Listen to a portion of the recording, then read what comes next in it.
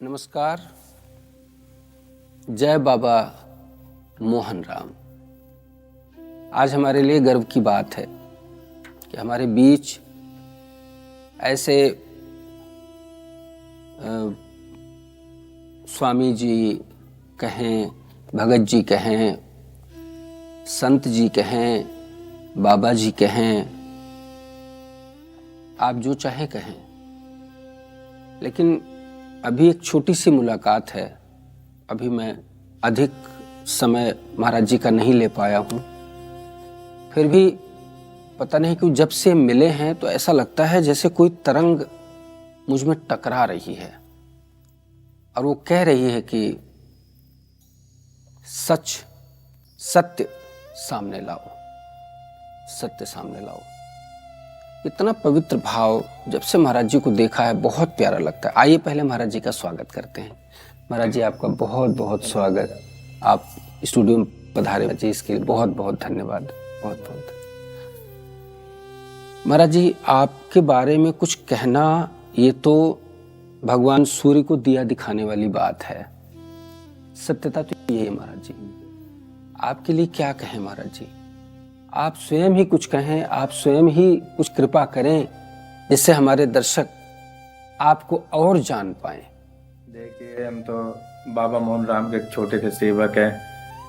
उनकी सेवा करना हमारा धर्म कर्तव्य है।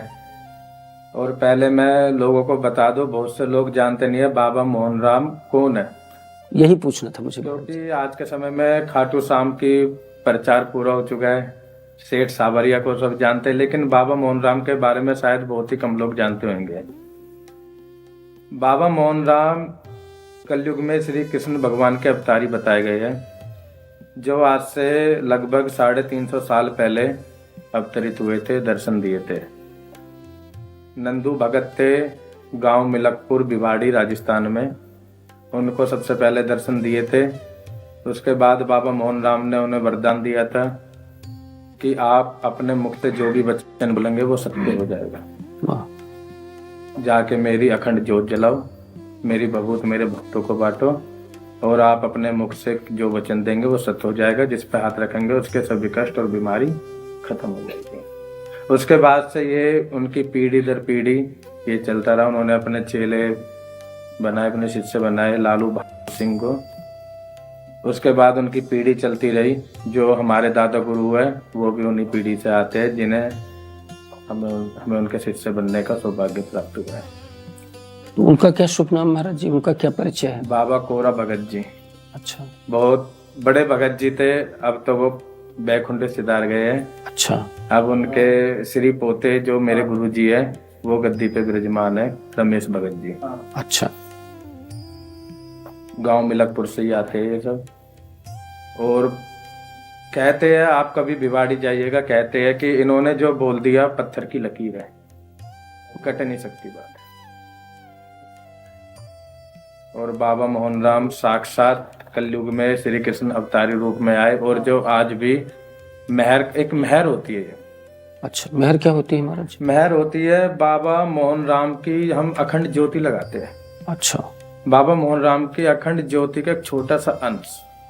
अच्छा। देखो, लोग बाग ये भी कहते हैं कि हम पे माता आ गई, हम पे बाबा आ गए। मैं किसी की निंदा नहीं करना चाहूंगा, लेकिन एक छोटा सा अंश हो, उसको मेहर बोलते हैं। जो हमें सामने वाले का परिचय बताते हैं, जिसके द्वारा हम किसी के सिर पे हाथ रख दें या किसी को बाबा के नाम की भभूत पढ़ के दे दें तो उसके सभी कष्ट तमाम खत्म हो जाते हैं। अच्छा। ये ये बाबा मोहन राम की कृपा है। और मैं तो सभी भक्तजनों से भी कहना चाहूंगा, भिवाड़ी राजस्थान मिलकपुर काली की बात है। तो तपस्या इसलिए भी बताई गई है भाई। तपस्या महाराज जी, बिल्कुल महाराज बहुत जी, से लोग सोचते ये तो हैं हमारे तपस्या लिए क्यों बहुत करते हैं? ही गर्व की बात किसी है। को दिखा रहे हैं। बाबा मोहन राम किस लिए हो रही है तपस्या? भगवान को के प्रसन्न करने के ही लिए। एक अंशावतार कह सकते गुरुदेव हैं। का कहना था भाई, वो तपस्या प्रकट हुए इंसान आए जब धरती करता पर। है, उन्होंने ऐसे ऐसे कार्य वो किए अपने हैं, मन ऐसे पे ऐसे काबू में अद्भुत कर ले। कार्य किए हैं। आप खुद जिनको देखिए, एक सुन तरफ करके अग्नि जल रही है, आश्चर्य तो होता बड़ी है, गर्मी में, लेकिन ऊपर 45 डिग्री का भगवान के टेम्परेचर। प्रति आस्था और प्रगाढ़ होती है और अच्छा लगता है कि वाह, भगवान की ऐसी दिव्य अनुभूतियां आज भी लोगों को होती हैं। भगवान की कृपा का प्रसाद आज भी लोग वितरित कर रहे हैं। वाह, कैसे होंगे वो। उन्हीं कड़ी में हमारे महाराज जी हैं। तो महाराज जी आपका जुड़ाव कैसे हुआ? पहले तो मैं ये पूछना चाहूंगा कि आपका जन्म कहाँ का है? और मेरा जन्म ग्रेटर नोएडा, अच्छा, ग्राम साकीपुर, परी चौक से 5 किलोमीटर आगे जीटा 1 सेक्टर पड़ता है, उसके अंदर साकीपुर गांव है। मेरा जन्म वहाँ हुआ। मेरी माता जी शुरू से ही लड्डू गोपाल ठाकुर जी की सेवा में विलीन है। आज भी आप उनके दर्शन करना, वो आज भी वृंदावन ही मिलेंगी। वृंदावन में ही रहती है, ब्रिज की रस में ही रहती है। तो ये मैं तो मानता हूँ ये मेरी माता जी की सेवा, और जो शुरू से हम साधु संतों के सानिध्य में रहे हैं, उनका आशीर्वाद, नहीं तो हमारी तो कोई औकात नहीं। और आपकी दादी? हमारी दादी भी बाबा मोहन राम की बहुत बड़ी सेवक थी, भगतनी तो मैं नहीं कहूँगा, लेकिन सेवक बहुत बड़ी थी। मतलब ये हमारे पीढ़ी दर पीढ़ी भी सेवा चलती आ रही है बाबा, सेवा चलती आ रही है। लेकिन ये जो मेहर मुझे प्राप्त हुई है, ये हमारी पहली पीढ़ी में ही है। अच्छा, वाह, ये तो अद्भुत बात है। कहते हैं भगत की औकात नहीं है भगवान को चुनने की, वो भगवान ही चुनता है, नहीं तो हमारी क्या औकात है। बिल्कुल महाराज जी, बिल्कुल महाराज जी। हमारे बड़े बुड्ढों के कर्म ऐसे थे कि हमें इस लायक बन गए, नहीं तो हम में तो कोई ऐसी बात नहीं थी। महाराज जी आप, मुझे जो अनुभूति होती है, मुझे तो ये लगता है कि आप ना भगवान के विशिष्ट जन हैं। जैसे कथा प्रवक्ता होते हैं महाराज जी, हर कोई नहीं कथा प्रवक्ता बन पाते। मैं मानता हूँ जो भगवान के विशिष्ट जन हैं वही व्यासपीठ की शोभा बनते होंगे। और कितना दायित्व होता है आप लोगों पर, कितना दायित्व है महाराज जी कि समाज में क्या देना है, उसका कितना अच्छा असर पड़े, कैसे लोगों का लाभ हो। महाराज जी आपको अच्छा तो बहुत लगता होगा ना? देखिए अच्छा तो जब लगता है जब मैं तो सेवा करते हुए भी, तपस्या करते हुए भी अपने आराध्य बाबा मोहन राम से एक ही चीज कहता हूँ, हे मेरे ठाकुर जी, हे मेरे बाबा, इस दरबार पे जो भी आए वो खाली हाथ न जाए। और जिस दिन मैं किसी से एक पैसा भी मांग लूं तेरे नाम का, मेरे ऊपर से मेहर चली जाए। पहले ही गुरुजी को वचन दिया था, गुरुजी बाबा के नाम से या आपके नाम से किसी से कभी पैसा कमाओगे नहीं, जितना हो सके निःशुल्क जन सेवा में लगे रहेंगे।